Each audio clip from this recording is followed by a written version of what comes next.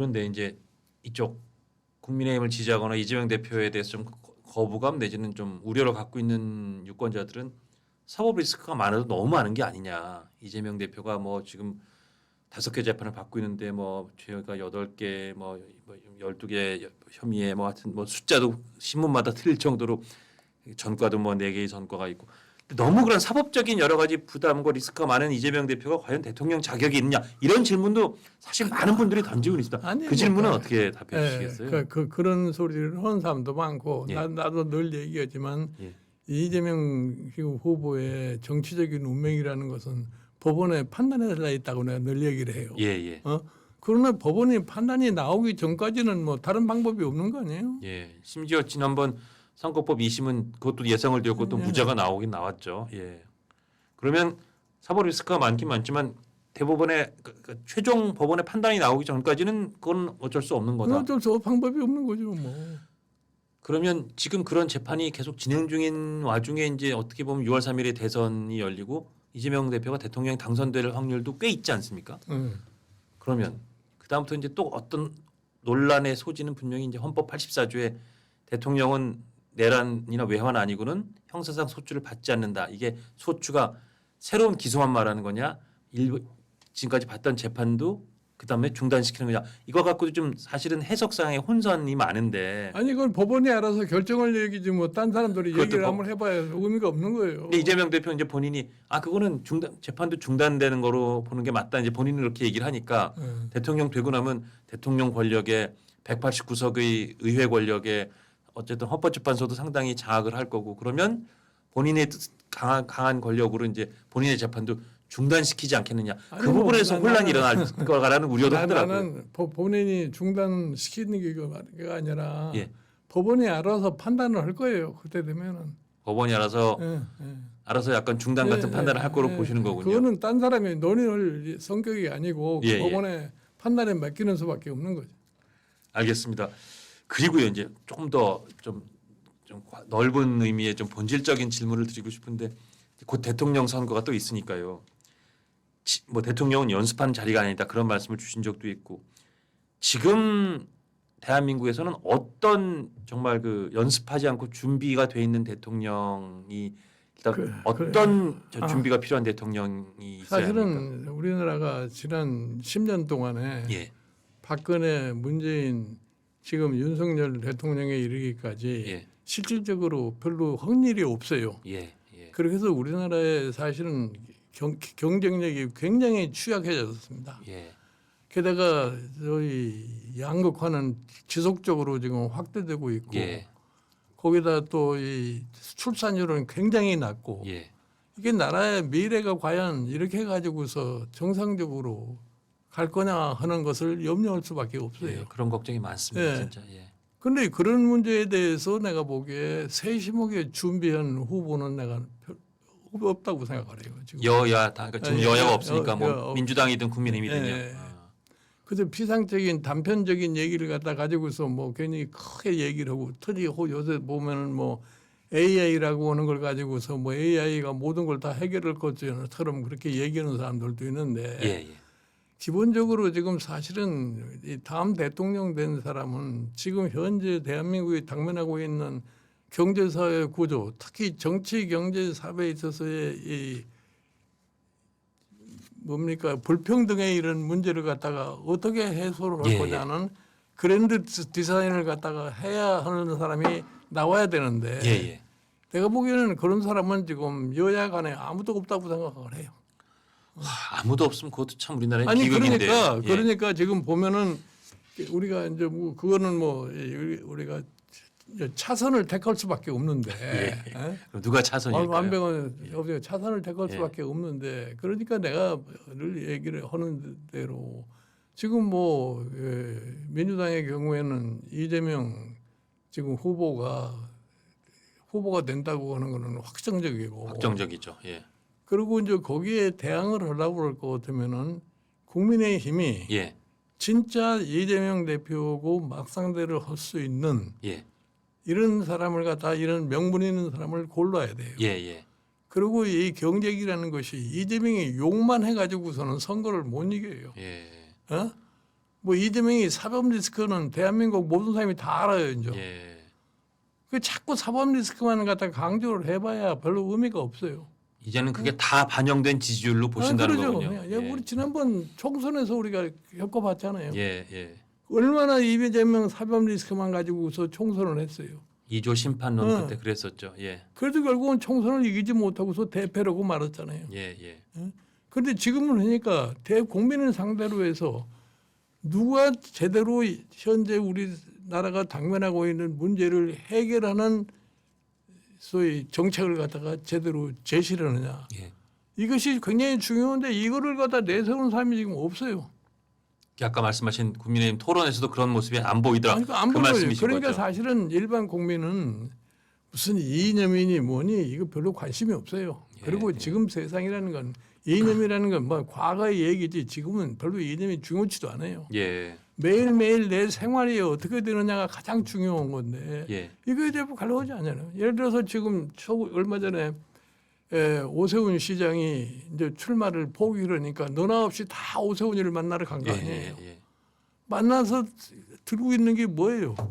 오세훈 시장이 약자와 동행이라고 하는 것을 마치 자기가 맡아서 할 수 있는 것처럼 얘기한 거예요. 예, 예. 그 약자와 동행이라고 하는 것은 내가 국민의힘의 비대위원장 때 만든 말이에요. 아, 그렇군요. 예. 그렇게 해서 지난번 대선 때 내가 윤석열 후보한테 예, 이거를 좀 강조해서 하라고 했더니 몇 번 하다가 그냥 집어쳐버리고 말았던 예, 거예요. 예, 예. 어?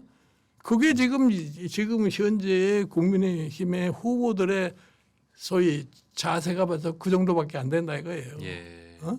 그게 사실은 이 국민의힘의 정강 정책을 제대로 들여다볼 것 같으면 그 속에 다 있어요. 그런데 이 사람들이 정강 정책을 한 번도 안 읽어본 사람들 같아요. 예. 예? 그러니까 마치 뭐 오세훈 후보가 약자와 동행을 얘기를 하니까 그게 마치 새로운 것처럼 쫓아가 가지고서 뭐 난 사진 찍고 하는 걸 보고서 참 한심하다고 내 느끼는 거예요. 그 마침 결국은 중도에 출마를 이제 포기했지만 오세훈 시장이 만약에 지금 대선 구도에 남아 있었다면 오세훈 시장은 좀 준비된 후보이자 명분인 후보로 평가하십니까? 아니 오세훈 후장은 내가 평소에도 만나 보면은 예, 예.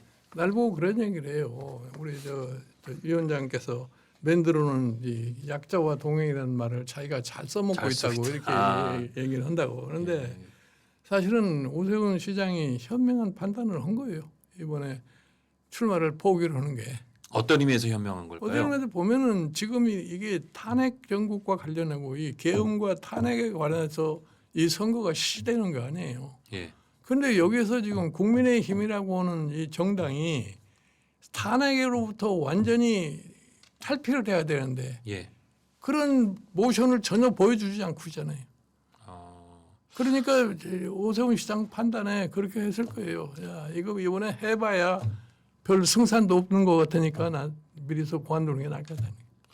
그래도 아까 위원장님 말씀하신 이번이 계엄과 탄핵 때문에 이루어진 대선이라는 거에 기준에 보면 그래도 오세훈 시장은 비교적 계엄에 반대했고 네. 탄핵을 찬성했던 뭐 아주 선명하진 않았지만 중간에 조금 흔들리긴 했지만 그 양반 왔다 갔다 한 왔다 거지. 했지만 그래도 이제 비교적 그쪽 노선에 있었으니까 아니, 그래서 명분이 내가 좀 있었던 분 내가 아닙니까? 보기에 예. 오세훈 시장이 갑자기 그만두지 않았으면은 최종 결선 투표까지 가는 사람 중에 한 사람이 될 수도 있을 거라고 생각을 했는데 예.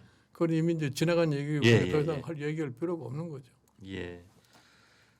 그리고 지금 주신 말씀에 좀 다 이렇게 녹아 있긴 했습니다만 차기 대통령이 우리나라에서 지금 최우선 과제로 삼아야 될 그런 몇 가지 좀 테마 주제를 정해 주신다면 뭐 예를 들어서 뭐 정말 양극화의 해소라든지 말씀하신 아니면 대한민국 뭐 성장 엔진의 재가동이라든지 뭐 여러 가지 있을 수 있을 텐데 예를 들자면 차기 대통령이 정말 신경 써야 될 주제를 한 두세 가지 핵심을 짚어 아니 주신다면 나는 차기 대통령이 가장 신경 쓴 게 뭐냐면은 이 지금 소위 불평등한 이 사회를 어떻게 통합하느냐에 달려 있어요. 예, 불평등함의 통합 예. 이게 통합이 안 될 것 같으면은 뭐 경제도 잘 되지도 않고 정치도 잘 될 수가 없어요. 예. 예? 그러니까 사실은 그 사람들이 사실 실질적인 생활하는 걸 갖다가 제대로 파악을 해야 되는데 예. 내가 보기에 우리나라의 고용 구조를 보면은 예, 예. 17% 정도의 근로자만이 대기업과 국영기업에 종사해 가지고 정상적인 소득을 얻는 거예요. 예. 나머지 80% 이상에 되는 사람들이 뭐 중소기업이니 무슨 이 자영업이니 뭐 개인기업이니 이런 데 종사해 가지고 그 사람들과 소득의 격차가 너무 심한 거예요. 예.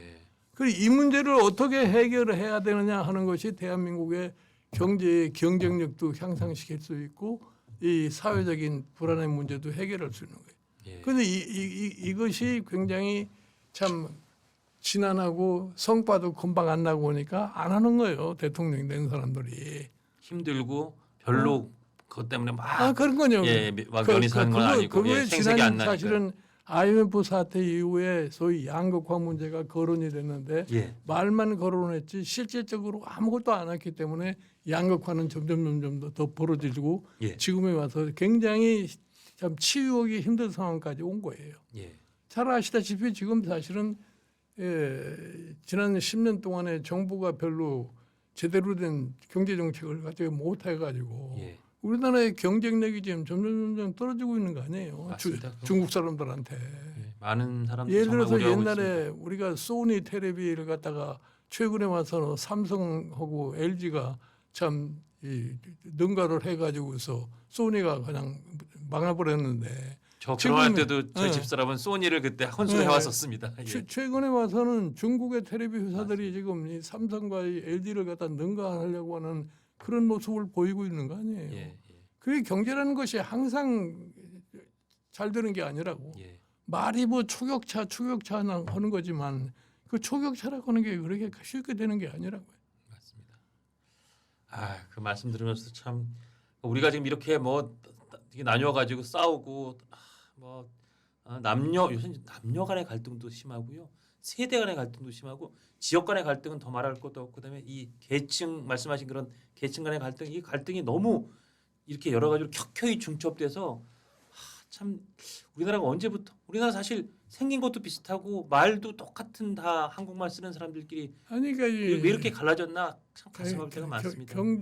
정치 경제 사회에 너무나 불평등이 심하기 때문에 이런 문제가 생겨나는 거예요. 예. 그러니까 사실은 우리나라가 문제는 언제면 우리나라의 경제 발전하는 과정 속에서 그때 상황에 대해서 제대로 된 정책을 구사해서 조화를 이루지 못했기 때문에 예. 오늘날 이런 상황이 생겨난 거예요. 예. 그러니까 이번 차기 대통령은 그런 불평등을 어떻게든 빨리 좀 완화시키고 통합으로 가는 어떻게 좀 새로운 발걸음을 하는 그런 대통령이 그러니까 돼야 된다는 거죠. 그렇지 않으면은 그 다음 대통령도 행복할 수가 없어요. 근데 지금 누가 되더라도 참 그게 어려워 보이긴 합니다. 정말 음. 저는 지금 뭐 지금 후보 중에 한 사람이 대통령이 될 테니까 이재명 대통령이 되면 그렇게 잘할까? 예를 들어서 뭐 한동훈 대통령이 되면 뭐 김문수 대통령이 되면 홍준표 대통령이 되면 뭐 혹시 한덕수 대통령이 되면 이준석 대통령이 되면 누가 돼도 그게 누가 되면 좀 그걸 잘할 것 같은데 아니 그러니까 잘 안 그려집니다. 우리가 세계 역사를 봐도 예. 지도자를 잘 만나는 나라는 흥하고 맞습니다. 예. 지도자를 잘못 만나는 나라는 쇠퇴할 수밖에 없는 거. 그것이 현실이라고. 아마 이걸 뭐 그래서 저도 나는 내가 예. 보기에 지금 현재 우리나라에서 뭐 사람도 사람이지만 제도적인 문제를 갖다가 해결을 안 하고는 안 돼요. 지금 대통령제 하에서는 내가 보기에는 이 문제를 해결하기가 굉장히 어려울 위원장님도 겁니다. 결국은 개헌이 불가피하다고 보시는 거고. 나는 그걸 안 하면은 대한민국의 발전이 나는 제대로 되지 않을 거라고 생각합니다. 위원장님께서 개헌을 좀 구체적으로 말씀해 주신다면 이를테면 우리 대통령제나 이런 거 이 전체적인 나는 통치 그렇게 체제를 생각을 빌어서? 해요. 예. 이제는 뭐 대통령 따로 의회 따로 이런 시스템을 가져가서는 항상 불안할 수밖에 없으니 의회와 정부가 같이 가는 권력 구조를 갖다가 만드는 것이 현명할 거라고 생각해요. 의원 내각 책임제가 더 뭐 적절하다고 보시는 거군요. 거의 비슷한 그런 시스템이 대통령제가 되더라도 거의 그와 비슷한 대로 가야 돼요. 그러니까 대통령은 정말 국방이나 외치 정도로 하고 대부분의 행정은 국회의 다수당에 배출한 총리가 하는 식으로요. 이게 우리나라의 뭐 국민들이 대통령은 내 손으로 뽑아야 된다고 그게 좀 생각하니까 강하더라고요. 예. 뭐 그러니까 대통령은 국민이 뽑게 하고 그다음에 정부와 의회가 같이 갈 수 있는 그런 정치 시스템을 갖다가 도래하지 않으면은 이 정책의 소위 안정성도 없고 예. 예를 들어서 뭐 5년마다 정권이 바뀌어 가지고서 뭐 새로운 정책 하다가는 이것도 안 되고 저것도 안 되고 아무것도 안 되는 거예요. 저도 개인적으로는 저 위원장님 말씀에 정 100% 공감합니다. 지금 시스템으로 정말 더 이제 한계가 왔다는 생각이 들더라고요. 뭐 이제 마지막 질문이 될 것 같은데요. 이 특히 이 지금 저 조선일보 유튜브 채널 구독 시청하시는 분들이 주로 이제 보수적인 분들이니까 대통령 선거를 포함해서 이제 보수가 사실은 까딱하면 이렇게 가다가 정말 소위 뭐 영남 자민련처럼 쪼그라들지 않겠냐 막 이런 우려까지 나오는 상황인데요. 우리나라의 그 보수가 갖고 있는 가치가 좀 분명히 적지 않을 텐데 보수가 사는 길, 보수가 이렇게 그러니까 그걸 좀 여쭤보고 싶습니다. 보수라는 것이 지금 보수를 제대로 지키려면은 예, 변화에 따라서 변화해야 되나요? 변해야 된다. 예, 보수가 변화를 그냥 무시하고 아무것도 안 하고 가면은 실패할 수밖에 없어요. 예. 역대 우리나라 대통령이 실패한 요인이 다 거기에 있는 거예요. 예, 예를 들어서 박정희 대통령이 대한민국 경제 발전에 크게 기여를 했지만 예, 경제 발전을 하면은 사회 구조가 변하고 사회 구조가 변하면 사람의 행태가 바뀌는 거예요. 예, 예, 그런데 그거를 따라서 그 욕구를 충족을 해줘야지 정치가 국민에게 참 제대로 일을 할 수 있는 건데 예. 그걸 안 해주니까 결국 가서는 사회가 터져버릴 수밖에 없는 거예요. 그랬죠. 그러면 예. 정치가 불안해질 수밖에 예. 없고 정치가 불안해지면 결국은 경제도 안 돌아가게 되는 거 아니에요? 그러면 지금 이 소위 그 보수 진영에게도 지금 처해 있는 위기를 빨리 자각하고 거의 세태에 맞게 변화를 해야 된다. 그 말씀을 주시는 아니요, 거예요. 당연해요. 지금 저 아까 말씀드렸지만 3번에 걸쳐서 보수가 무너져 버렸단 말이에요. 계속 예. 그렇죠. 무너져 왔죠. 예, 이 무너진 보수를 어떻게 살릴 거냐 말이야. 예. 그러면 제발 이제 이 보수라는 말 자체에 너무나 매력을 갖지 말아라 이거예요. 아, 지금 우리가 그동안에 체험해봤잖아요. 예, 2000년에 보수 대통합 하지 않았어요. 예, 2000년에 보수 대통합 해가지고서 총선에서 결과가 뭐예요?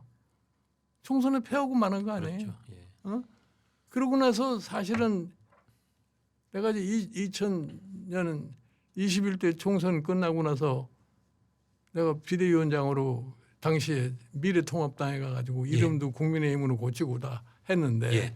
그래서 내가 가급적이면 국민정당으로 가자 예, 예. 이렇게 했는데 윤석열 대통령 당선하고 난 다음에 다시 옛날 자유한국당 시절로 돌아가 버린 거예요. 일종의 뺄셈의 정치가 된 예. 거죠. 예. 그러니까 결국 가서 오늘날 이런 상황을 맞이할 수밖에 없는 거죠. 그런데 아직도 정신을 못 차렸어요. 그러니까 지금 현재 당을 어떻게 구성할 것이냐는 것에 대해 생각보다도 쓸데없이 무슨 한덕수 총리를 갖다 옹립하면은 뭐가 가능하게 게 나는 그런 엉뚱한 사고 방식을 갖게 되는 거죠. 알겠습니다. 아유 오늘 김종인 위원장님 모시고 정말 귀한 말씀 들었습니다. 마지막 제 질문에 아마 보수가 사는 길은 역설적으로 보수에 대한 집착을 버릴 때 보수가 살 수 있다. 아마 그런 말씀으로 제가 그런 거예요. 새겨들을 수 있을 것 제발 같습니다. 보수란 말을 앞세우지 말아라 이거야. 예. 그래야 진짜 지금 소위 예. 스스로 보수라고 하는 진영이 산다. 예. 시대가 변하면 변화에 좀 적응할 수 있는 능력을 가져야지. 예. 옛날 것을 지키기 위해서 변해야 되는 거 아니에요? 예. 그 보수라는 말을 쓴 게 에드먼드 버커라는 사람이 예. 불란서 혁명을 보고 쓴 말인데 예. 그러니까 지키려고 할 것 같으면 변화에 적응을 해야지. 예. 세상은 바뀌고 있는데 옛날이 그립다고 옛날식으로 갈 것 같으면은 그 사회가 폭발할 수밖에 없어요.